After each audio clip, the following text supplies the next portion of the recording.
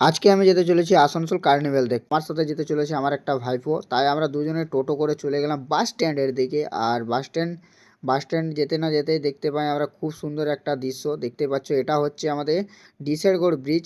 আর ডিসাইরগড় bridge পার করে আমরা পৌঁছে যাই ডিসাইরগড় বাস স্ট্যান্ড। আর ওখান থেকে আমরা বাসে করে সোজা চলে যাব আসানসোল ভগৎ সিং মোড়ের দিকে, যেখানে কার্নিভ্যালটা হচ্ছে। তারপর কিছুক্ষণ পরেই আমরা দুজনে পৌঁছে যাই কার্নিভ্যালের সামনে। আর কার্নিভ্যালে এত পরিমাণে ভিড় না কোনো বলার নেই, প্রচুর পরিমাণে ক্রেজ ছিল কার্নিভ্যালে।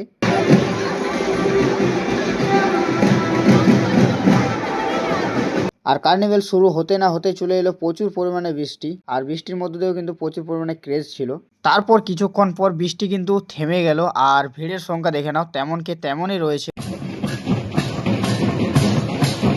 তারপর কিছুক্ষণের মধ্যেই কিন্তু আমার কার্নিভ্যালের ঠাকুর দেখা কমপ্লিট হয়ে গেল। আমি এখন বাড়ি যাই। তোমরা এমনি মিলি ব্লগ দেখার জন্য চ্যানেলটিকে সাবস্ক্রাইব করো। বাই।